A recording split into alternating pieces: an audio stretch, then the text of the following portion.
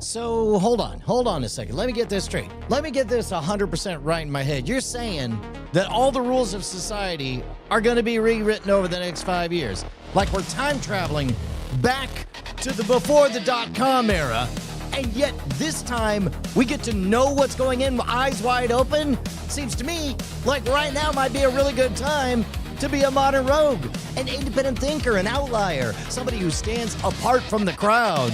But I know one thing for sure, beautiful people. It is go time for office hours. Office hours, day number 213. That's the Five Nation check-in. That's where we go live over at youtube.com/scamschool with 2 million subscribers and climbing. We go to Modern Rogue with 1.7 million subscribers and climbing. We head on over to x.com/wood. We're over 1 million people and declining are watching. We go undercover with the suits over at LinkedIn, and of course, the elite ones, the hardest of the hardcores, the real ones whose names I wish to tattoo upon my very face, the Diamond Club. There they are. Look, that's their... You ever notice that? I'm always sneaking in diamonds. I did that all the way back onto the TV show, repeatedly. That's because I am loyal to a fault. It's my biggest weakness. I love too much. And in fact, I love you guys so much that we're going to protect the battlefield that is your mind, because I don't know if you heard, there's a scampocalypse coming. There's bad guys who have robots to deceive at scale. So what do we have to do? We have to learn all their skills so good that we can see them coming from a mile away. That's why we're walking back through the entire back catalog of Scam School episodes with Scam School School. Scam School School, the only show dedicated to social engineering at the bar and on the streets. Today, we have a fantastic ESP challenge. Eventually, we're going to dive into the mathematics and find out just how close to an actual atomic bomb that New Glenn explosion got. If you haven't seen it, you're in for a treat. Big explosion. A little bit of foreshadowing over there, right there. Foreshadowing. But we're going to evaluate just mathematically how big that explosion was. But first, we have to learn this amazing party trick. Turns out you can assassinate someone, and they'll say, good trick. But you need to have a poison cracker. It's all explained in this episode of Scam School. We're going to watch it devolve into some degenerate gambling and dissolve, like a cracker mixed in a beverage. Here we go. This week on Scam School, mind reading and betrayal.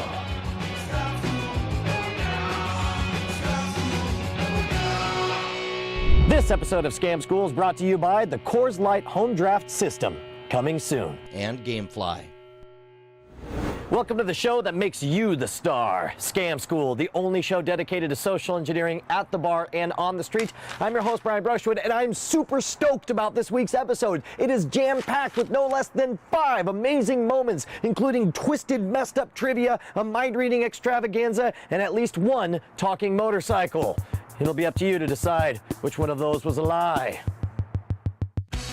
Probably no surprise to you guys, I'm a little bit lazy. I'm so lazy that I'm up for a little game of a battle of wits, 2 against 1, in a simple game of trivia. If I'm able to stump you, all you gotta do is get 2 out of the 3 right, and I will fetch your drinks all night long. Nice. But if you can't do that, you have to pour my Coors Light Home Draft all night long.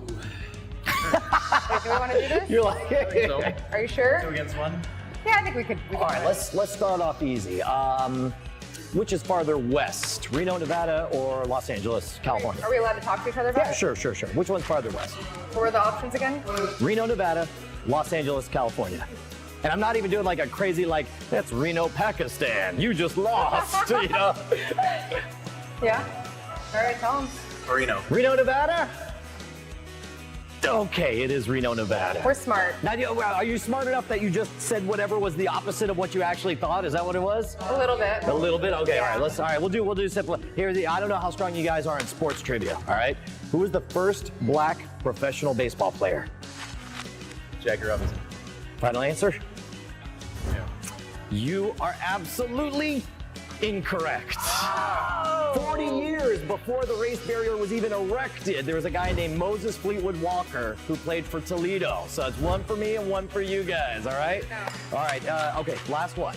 Who was the first American in space? John Glenn. John Glenn is wrong. John Glenn was the first to orbit the planet Earth, but Alan Shepard was the first American in space, which means you get to start pouring me tasty Coors home drafts.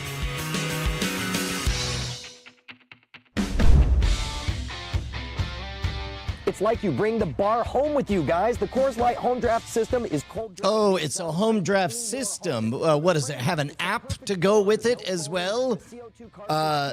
Yeah, I wonder what was blurred out in the background of that shot. I think we shot this at David Prager's place when he was setting it up. But yeah, bit of an odd difference. Oh, here we Play a go. guessing game that involves crackers and death.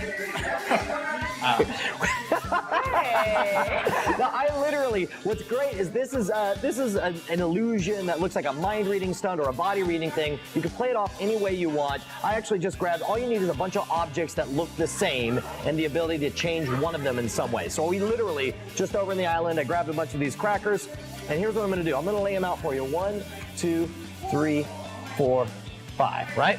So if that, actually, we'll do it this way. 1, 2, 3, 4, 5. So that's left to right for you. And here's what I want you to do. I want you to choose one of those crackers, and I want you to choose it based on a number. I want you to think of a secret number, somewhere between 1 and 5. And then I want you to take whichever cracker's at that number, and I want you to write the word poison on the back. Now, I might just use this one that I already made, but you might think I've secretly cracker marked it in a way where I can read the back or whatever. So I don't want that to be the case. So you guys pick a secret number and then poison one of those crackers. And you know, some people think I'm using like eagle ears to listen for, you know, cracker sounds. But that is not the case, I assure you. I'm too busy enjoying my cold activated Coors Light at the moment. All right. All right, you got it? Yep. All right, now what you guys didn't realize is while you were picking a secret number and poisoning one of my crackers, I was thinking of a secret number. And in fact, here's what we're gonna do. We're gonna start with my secret number, then we're gonna do it with yours. Okay. I want you to move over from one side to the other my secret number of crackers. And my secret number was 2. So let's say two of the crackers and move them on over. You got it? All right, now I want you to take your secret number and move over that many crackers. You do it. Here, I'll even plug my ears and close my eyes so you don't think I'm listening to how many crackers are being moved.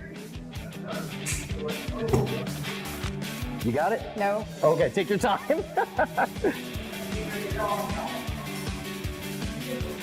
right. All right. All right, awesome.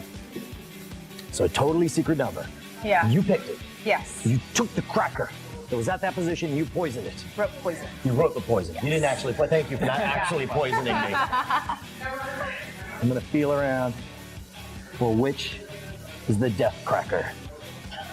Which sounds like, I don't know, it sounds like a horror movie with a bizarre racist or something. Death cracker. All right, I think this one's safe. I'm gonna eat this one. Oh, good.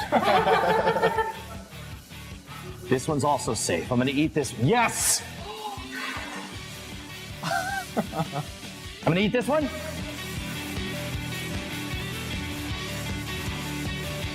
And this one is poisoned. All right, let's try it again, real fast. Here, you go ahead and mix them all. Put them all face down. Do the same thing. Pick a secret number.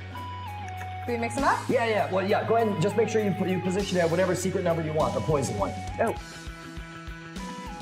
Okay. You got it? All right, got it. Awesome. Okay, there we go. Same deal. This time my secret number will be 3. Okay. My secret number is 3, so move 3 over. And then you guys follow suit. Again, with your secret number, move that same number over. You got it? All right. Yep. All right, this time I have a death wish, and I'm immediately going to eat the poison cracker, which is this one. Why are we clapping for me committing suicide? That's a little disturbing. You did it so All right, 2 well. questions. First of all, did you enjoy that? Is that a pretty good trick? Yeah, that was Yeah. awesome. Do you want to know how it's done? I do. Yes. Well, we're going to find out after we thank our sponsors. Ooh, so this is interesting. We actually get a little bit of a benefit for the fact that we front-loaded with a bunch of shenanigans. We kind of withheld the trick itself in order to do a bunch of short hops of the trivia contest, which was fine. I don't love putting the ad at the beginning, but it'll be interesting to take a look at the retention analytics on this to see whether or not people skipped all of that. Because now we're like 2/3 of the way through the episode, and really, you really want to stick around at this point, because you don't want to walk away and wonder how it's done. By the way, how many of you guys are already figuring out how it's done at this point? That's the way I'd be at this point. I think I remember how it is and why it works. We'll see. Free. It's as good as winning a free drink. Get on over there.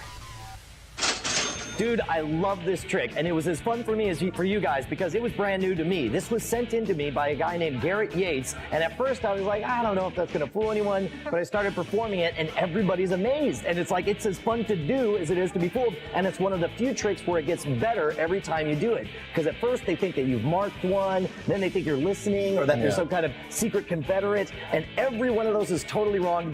It's so elegant and simple. So all you need is 5 objects that are roughly the same. And in this case, we took all these crackers. And now I could have pre-written poison on one of those, but then you might suspect that, like, you know, the third peppercorn from the left is the secret mark or something like that. So that way I let you guys do it. Now remember, this presentation, literally, I just made up in the last 5 minutes. It was just something fun to do. When we were at a restaurant, I took sugar packets and I just put an X over one of them on the back. Whatever it is, come up with your own presentation. But this is the mechanics that makes it work. Now here's the amazing part about how the trick is done. I actually never even know what your secret number is. How? Because it doesn't even matter what your number is. Because if you think of it as an algebra equation, right? Okay. Basically, I have you pick a number X. Now in this case, your number is what? 3, right? So you're actually, now I never know what your number is. So I'm thinking about it algebraically. I say, okay, X plus my number, but then I say minus X. So it doesn't matter. So let's say my number is 1, right? So I say, we've got your number is 3, and I say move 1, that's my number, and then I say now move your number over. So and so you move it over as well. And so I know every time, no matter what you pick for your X number, if I say 1, it's gonna end up right here. If I say 2, it'll end up in the middle. If I say 3, it'll end up on this side. And if I say 4, it'll end up over here. Does that make sense? Yes. So literally, in this case, let's say your secret number was 1. And I'm gonna say right now my secret number will be 2. So you've set it up as your secret number is 1. I say move it over 2. And now move over your secret number, which is 1 more, so it ends up in the middle. And it would work even if, let's say, same thing. So again, my secret number will be 2, but this time your secret number is 3. I say move over my secret number 2. Now move over your secret number 3. And again, it ends up in the middle. Does that make sense? So it always ends up in the middle. It always ends up in the middle if your secret number is 2. So that's the best number to pick. Well, I mean, it is, but some people might think that it's a little bit obvious to always make it go in the middle. Plus, if you're going to repeat the trick, you want to pick a different number each time, so it seems more random. That's why it was impressive, because one time is in the middle, then it's this time over here. You're like, well, how does he know? And they don't realize that you're actually controlling where they end up. So does that make sense? Yeah. So again, the breakdown is if you pick 5 or 0 for your secret number, it'll end up right where they place it. Then 1, 2, 3, and 4. All right, so here, we'll have you guys practice it. I'm gonna referee this thing. Who's gonna be the psychic? I'll be the psychic. Gotham? All right, there we go. Yes. So you, what instructions do you give Neha? So my secret number is. Well, first you have to tell her to pick a secret number. Right. That's the other thing, is you gotta make sure they start thinking in terms of numbers instead of just shuffling the cards all willy-nilly. Right. Should I turn these over? I would, yeah. Yeah. So we'll turn it all over, and you'll tell her to pick a secret number and make sure that you point so that you're both thinking the same orientation. That's why I always say 1, 2, 3, 4, 5. So we're all on the same page as far as where the secret numbers correspond. All right, so pick a secret number, and these are 1, 2, 3, 4, 5. Okay. And then put the poison cracker at one of them. There you go. Write poison on the back of the cracker. Okay. Okay, so he's turning away, and you're picking a secret number. Got it. Okay, written. There it is. It's done. So now I have my own secret number, Okay. Good. which is 2. Okay. And I want you to move over my secret number, which is 2, while I turn my back. And make sure you indicate from what side to what side. Right, so from 2 from here to over here. And that's a really good point. Anytime you ever turn your back, you've got to be really good about making sure your directions are super clear, because otherwise it doesn't work and you look like a dummy. So you got it. All right, here we go. Done. All right, she's got it. Now I want you to move over your secret number from this side to this side. Okay. Okay. All right. Now I'm gonna go straight for the poison here. Straight for the poison. Death-defying It's act. a death Oh wish. dear. Oh, Dun, dun, dun! That's it. You got it down, dude. Thank you guys so much. You were excellent. That worked out great. Thanks Hope so you guys much. enjoyed this one. Yeah, it was really fun. Thanks. Couple of things to remember. First of all, on the trivia, no, you're not going to get everyone every time. You saw that today. Sometimes people are able to smell a trap and they'll go the other direction, but it should work more often than not for you. Second of all, I want you to get crazy creative with this mind reading idea. I know there's some amazing routines you guys can come up with, and I want you to post them at the boards at scamschool.tv, where you can see all of our episodes right back to episode 1. If you want to suggest your favorite bar scam or trick, write me directly at brian@revision3.com. If you're doing the Twitter thing, you can follow the show at twitter.com/scamschool, or find out when I am in your hometown hosting spontaneous Scam School meetups in person by following me at twitter.com/schwood. Next week, we're going to be learning some home defense as we find out how to make a homemade taser using a can of diet soda, 3 AAA batteries, and some old fishing line. But first, I got to get back to the party.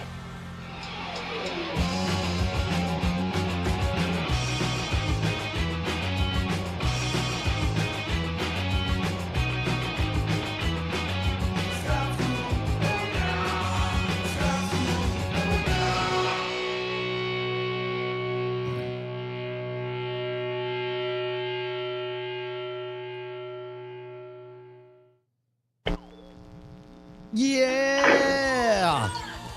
That's a good trick. And the camouflage, the rotation, the constant like redoing of your number as different things, I think really works. Oh, look at this retention data. Look at this retention data. The big hair, the bushy teeth. Sorry, my producer, Kara Tates, tells me it's not retention data. It may, in fact, be analytics. There we go. Yeah, look at that. So we've got the A block here. But, oh, that's really wild. So the retention data is not the same as the parts that people go back and scrub. Because in this case, we've got everybody at 69%, 61%, and 53%. But the part people go back and scrub the most on... Oh, guys. How did I not know this? So this is a case where fewer people made it, but those people go back and check it. Look at that. We learned something new about the way the analytics works today. Congratulations, us. Maybe it'll turn into something. Let's see. Yeah. Okay, so this is assuming one person scrubs through. So you know what this has a bias towards is because fewer people are scrubbing, there's going to be fewer and fewer people to make it to the end, and anybody who scrubs at the end, that's going to have an outsized impact, I assume. Anyway, look, here's the important part.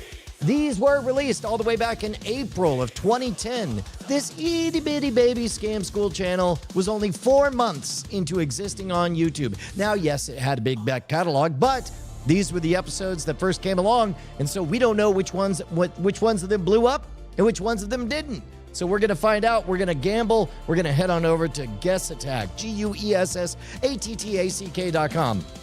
And at Guess Attack, that is where we're going to place our bets, and we're going to see who is closest to the actual number of views this episode got. Starting with, oh yeah, it's Adam, who comes in at 120,121. Kuro Maturiku with 240,069. Curtis Hoffman, 6956 with 130,000. Flying Car 100 with 65,000. Joey H, 666 with 1.5 million. The artist formerly known as Che. I clicked too fast to read what it was. Argyle Gargoyle with 143,143, and Adam's itty bitty little second guess with 17. Ev Lloyd, everyone's asking about episode 2 of your podcast with Blurch. We want to see the rest of it with 25,000. Tim 19862 with 45,000. James Cobalt with 299,368. And it was Che with 121,000. There we go. And the real number of views for this episode is, let's make it nice and big, 172,531 on April 22nd, 2010. So who does that give? Who does that make us the winner of? I guess I should copy this. If I was faster, I would do this, and then I would do guesses closed. Oh, there we go. Kuro Metsuriku beat me to the punch, which now we get to give our award ceremony. Congratulations to our gold medal winner, Earth 56. How about that? 168,056, he said. Only off by 4,475. Well done. Argyle Gargoyle also in the neighborhood, off by 29,000. And Curtis Hoffman off by a scant 42,000. Beautiful. Beautiful, beautiful. All right, guys, let's take a look at the doc. If we head on over to officehours.themodernrogue.com, you're going to see this beautiful, beautiful gem. Oh, there we go.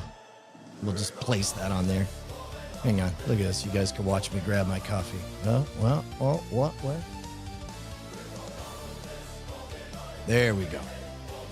So if you head on over to officehours.themodernrogue.com, drop your stories in there. Signed, put together this incredible doc. We got contributions for BioCow and signed both.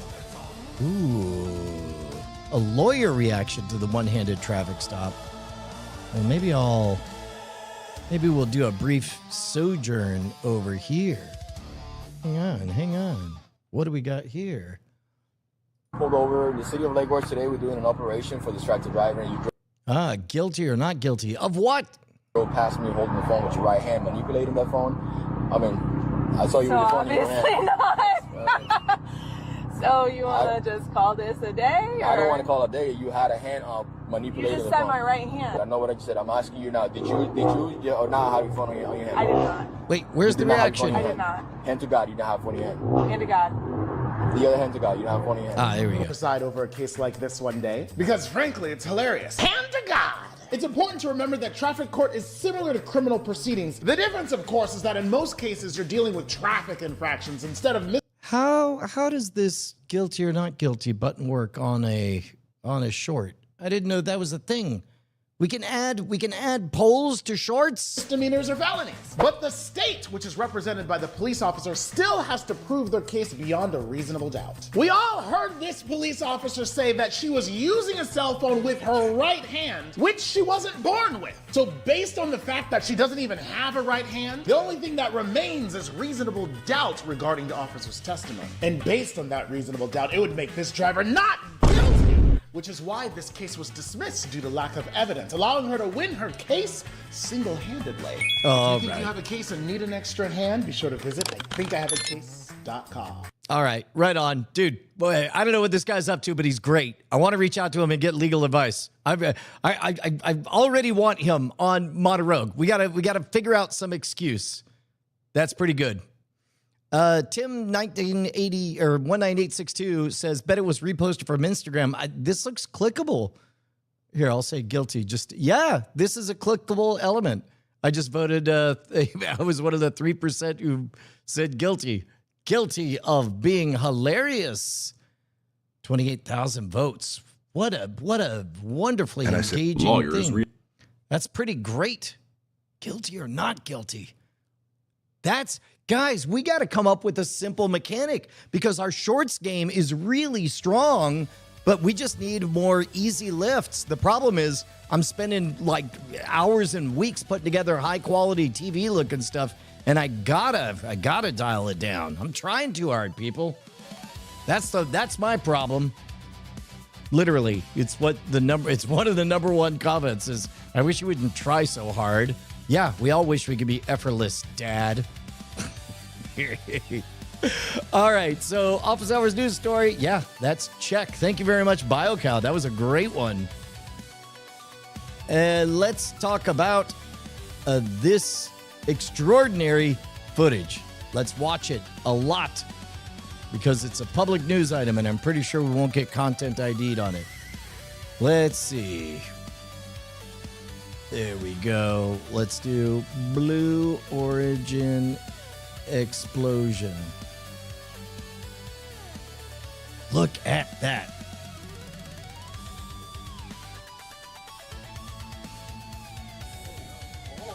Now, did you see, look at that shockwave.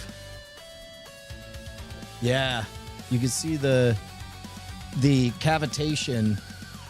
You see that first initial shockwave. I guess, you know what? We can go frame by frame. There we go.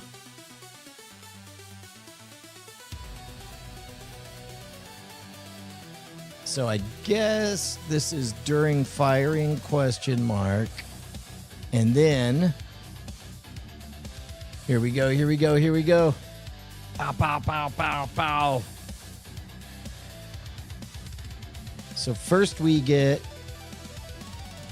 wow, yeah, that goes right up.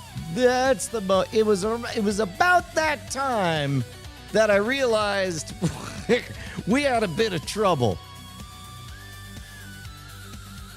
So the initial flash, and then once everything bursts, now all of a sudden you get massive surface area. Wow. Okay, so you get the initial flash, and I think we see there's 2 waves of shock waves that are detectable. So there we go. There's the first one.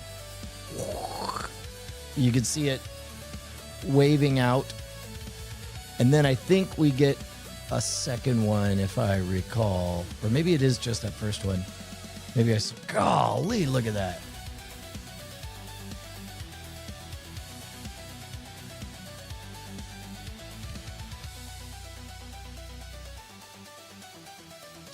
That's crazy. And then eventually this becomes, I mean, the wave is so big. Here, if you guys haven't heard it, let's see if we can hear some of the live reactions. There we go. Let's do this. A whole bunch of shit lighting up. Looked like the atom bomb. Okay. It literally like the world was ending. It's still lit. Did a plane crash maybe? I don't know. No, it wouldn't have been a plane crash. It shot more fire than I've ever seen in my life. Okay. That is just... Yeah. Hell of a montage. Nicely done. Yeah, dude. So the question is, how close to an atom bomb was it? Certainly you get that giant mushroom cloud looking thing.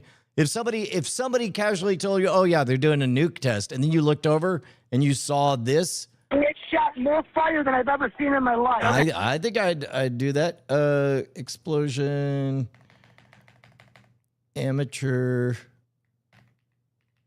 videos. Let's see.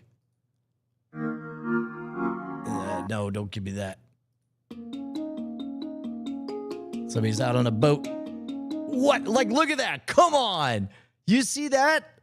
I think a reasonable person would ask, am I crazy, or is that a nuclear bomb going off?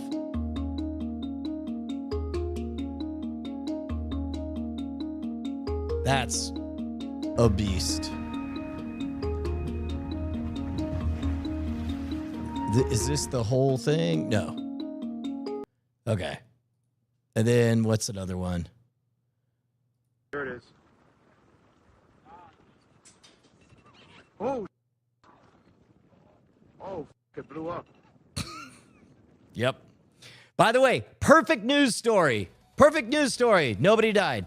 I mean, yes, we are all upset for what an unbelievably big setback this is for humanity. All things being equal, we can't wait to go to the stars.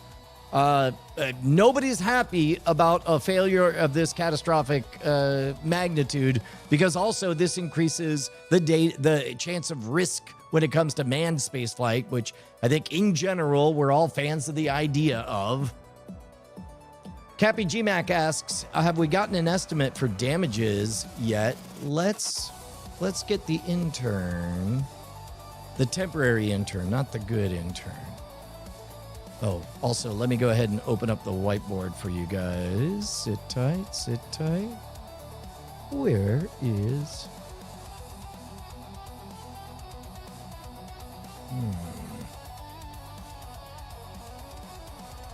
Hold on.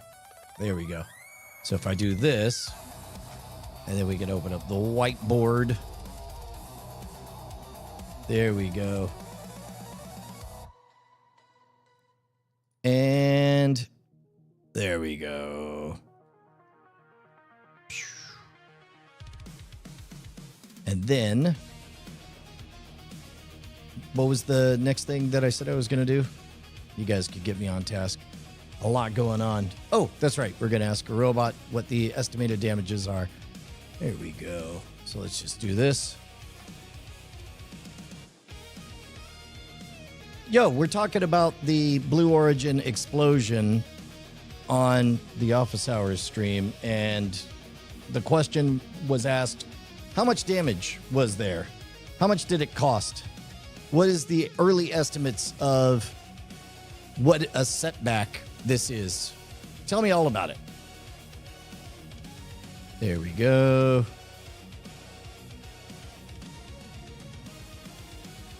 And there we go.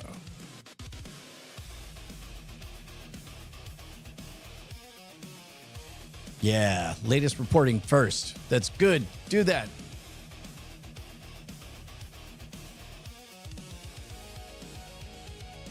Oh, we're getting a real report. The web results might be fictional. You don't say. I do adore that all of humans are having to rewire themselves to get as skeptical as more skeptical. I'm glad everyone's becoming more skeptical of everything. I think that's a healthy state of mind. Speaking of which, if you guys are in New York area, why don't you come out to Buffalo? I'm going to be at CSICon doing a couple of stage presentations, including World's Greatest Con live with Banachek and Mike Edwards. We're going to be talking about Project Alpha. I'm going to be doing a brief one explaining the scampocalypse and the importance of wolf masking. Perry Carpenter will be joining me on stage. It's pretty good. That's next month at CSICon. Do a search for it. Don't just type csicon.org because that will lead you to somebody wearing bikinis. Maybe that's what you want. Maybe that's exactly where you want to go. All right, here we go. This was a pad killer, not a city killer. Huge fireball, major program damage, but not close to a nuke in real-world destructive effect. Ah, that's interesting. It's definitely got a bleed over from the other thing. Blue Origin's New Glenn exploded around 9 p.m. Eastern on May 28th during a static hot fire test at Launch Complex 36, Cape Canaveral. It was a ground test before its fourth mission, which was supposed to launch 48 Amazon low Earth orbit satellites a few days later. All personnel were accounted for. The rocket was destroyed, yes, and the launch pad was heavily damaged, all right. Reuters, citing a person familiar with the matter, said the pad was practically destroyed, and engineers expect at least a 6-month disruption, maybe longer. That matters because LC-36 is currently New Glenn's only launch pad, so pad damage grounds the whole New Glenn program until Blue can repair, certify, and investigate. AP reports that the explosion destroyed part of the pad, prompted warnings, don't touch possible debris washing ashore. Yeah, but also, don't you kind of want a piece of that rocket? I mean, yeah. Origin had invested over $1 billion revamping the Florida launch pad. That does not mean the whole $1 billion pad was lost, of course, but it tells you the repair target is not replaced a scorched concrete slab. It's specialized launch infrastructure, yes, but of course, Also, part of that was paying for the planning that went into it. So some of that will be recoverable. You'll be able to do it right this time. Not that this is a gift in any way for the program. The larger cost is likely schedule cost. Yeah, that is catastrophic. This is probably a 6-month plus setback. I believe that. Yeah, probably even more, because every time you have a failure like this, there are regulatory issues. It makes all of the hurdles, testing for safety, everything more complicated.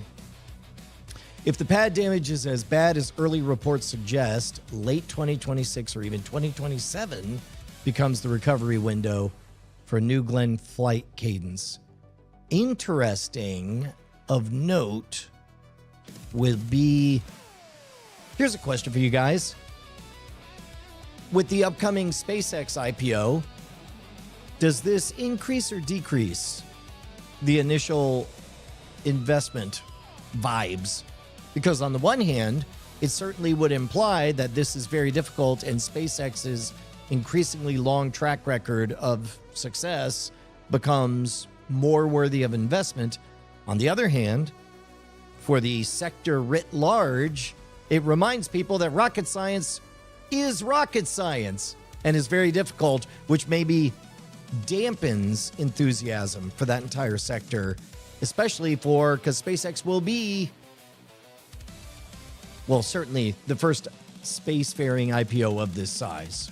I think I can retreat to that rhetorical divide. New Glenn is their heavy lift answer to SpaceX. Yeah, losing the rocket is bad. Damaging the pad, not great either. New Glenn was supposed to carry Blue Origin's biggest LEO payload yet, 48 satellites. Oh, it's got a 3,000 plus node plan, and it needs lots of launches, of course. How close to a nuke? Not close. Now, having said all of this, let's say we head on over to, I bet there's they did the math Reddit thread about this very topic, in which they estimate just how close to a nuclear blast this was in terms of energy release. Can you find it, please?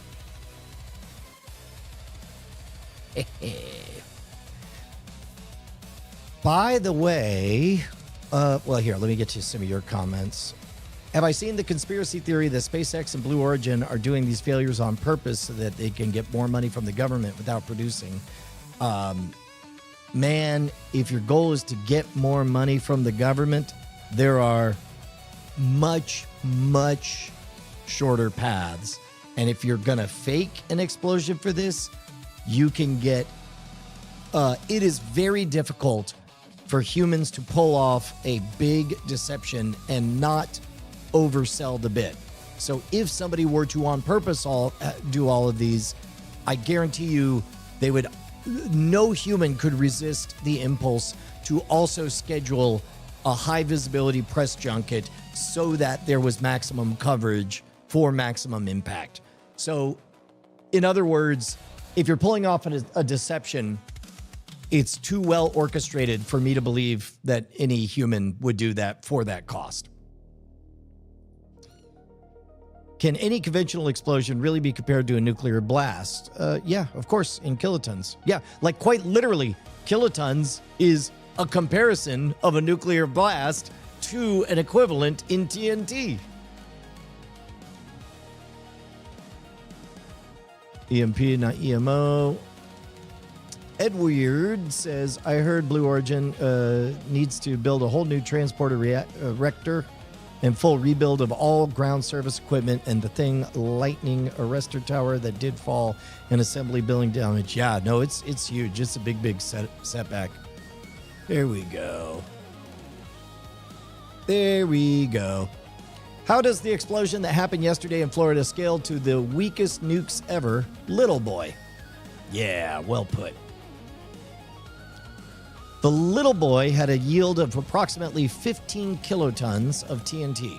For now, the jury's out on exactly what the equivalent in TNT of yesterday's explosion, and you can find various estimates and figures running around online. Most of the estimates I've seen are in the 100 to 1,000 tons of TNT, so 0.1 to 1 kiloton.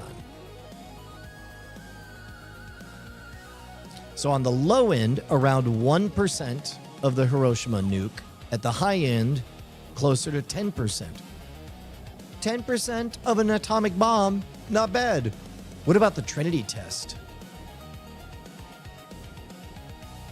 How many kilotons was the Trinity test?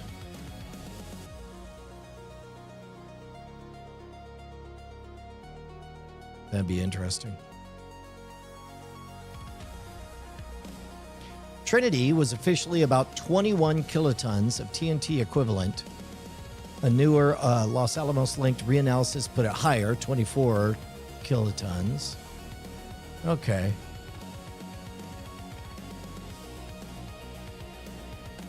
What is the estimated TNT equivalent of the Blue Origin explosion? Cite sources online. There we go. Rocket surgery. Yeah, that works, Cappy. I like that one. I bet quantum computer scientists hate the phrase "not exactly rocket science," since rocket science is nowhere near the frontier for complicated new knowledge these days. Yeah. Yeah, nowadays, what would the equivalent be of something very difficult, nigh impossible to do? LLM cross-examination? Getting productive robot interns? To be honest, it's bad, but even SpaceX had to build a full rebuild in New Stage 0 and has basically already dealt with similar woes.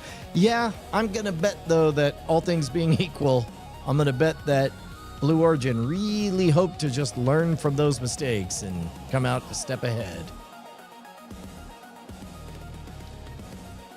James Cobalt says, was that the blast of the nuke that shot the manhole cover into space? I am unfamiliar with this story. I would love to find out about that. Here, let's do a different one. There we go. I just heard there was a nuclear blast that shot a manhole cover into space. What? That sounds crazy. What's the story there? Is it real?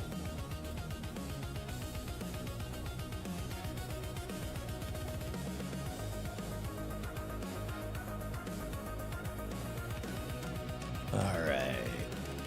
Yeah, current best public estimate is that same 0.1 to 1 kilotons of TNT equivalent. That's not an official Blue Origin one. It's the back of the envelope range showing up in this. Yeah, but that's okay. Quite literally, what you're doing is what I didn't want you to do. It does match the visible event better than the theoretical maximum. Okay.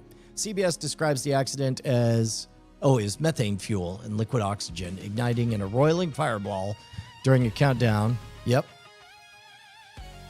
New Glenn's first stage is publicly described as having 30,000 cubic feet of liquid oxygen and 25,000 cubic feet of liquid methane. Liquid methane is listed at around 422 kilograms per meter cubed, with a heat combustion of around 55.5 megajoules per kilogram. Liquid oxygen density is about 1,141 kilograms per cubic meter. 4.184 terajoules. Old and busted, gigawatts. New and hot, terajoules. 1.21 gigawatts out, 4.184 terajoules in.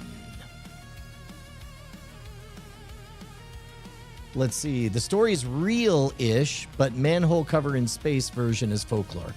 The event was Pascal B, a U.S. nuclear test during Operation Plum Bob at the Nevada test site in 1957. Official DOE test records list it as LANL safety experiment in an unstemmed underground shaft. The setup was basically a nuclear device at the bottom of a 500-foot vertical shaft with a 4-inch thick steel cap welded over the top. Aha! They literally built a giant gun. What? It gets called a manhole cover, but it was really a heavy steel plate cap. Robert Brownlee later wrote that Pascal B shaft had a 4-foot diameter pipe and that the welded cap was 4 inches thick. With the device fired, the shaft behaved like the world's worst cannon barrel. Brownlee calculated that the shock would hit the cap after about 31 milliseconds, and the cap was bound to come off. When pressed for a number, he gave the now famous estimate about 6 times Earth escape velocity. But he also explicitly said that the calculation was not a clean real-world trajectory calculation because it ignored air, gravity, and material behavior. The best evidence for what did happen was a high-speed camera was aimed at the cap, and after the test, the cap appeared in one frame only. That means they did not get a proper track velocity.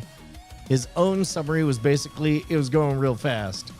So did it reach space? Unknown. Probably not. The steel cap was never recovered, but never found is not proof of spaceflight. The Nuclear Weapon Archive analysis argues that an unaerodynamic hypersonic object launched from the ground level would lose enormous speed in the dense lower atmosphere, probably would not retain escape velocity. Notes that merely failing to find the plate, of course, does not mean it went to space. This happened before Sputnik. Get out! Sputnik launched on October 4th, so if Pascal B did reach space, it would have beaten Sputnik by weeks. But Sputnik, of course, first confirmed. That's hilarious. God, now I kind of want to see that. Let's see.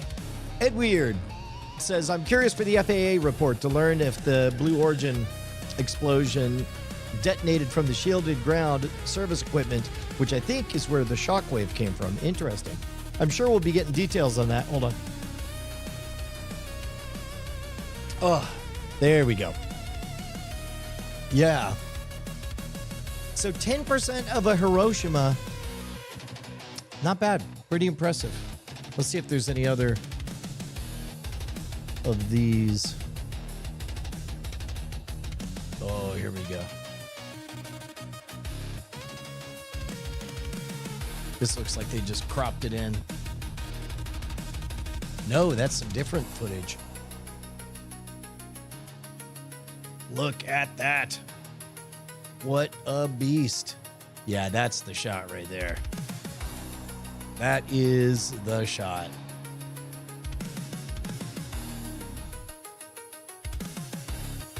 Wow. All right, gang. So let's put that one in the books. We did it. We solved that one. Put a check mark on that one. Of course, if you guys have stories, make sure to hit us up. officehours.themountainroad.com. Oh, look at that. My 11 o'clock is coming up. So I'm going to run, but I'll see you beautiful people tomorrows. Keep those story ideas coming.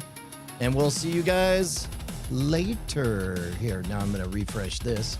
I'm going to throw this on. We'll switch over to this. There we go. And then we do this. Bye, beautiful people. We'll see you guys tomorrow.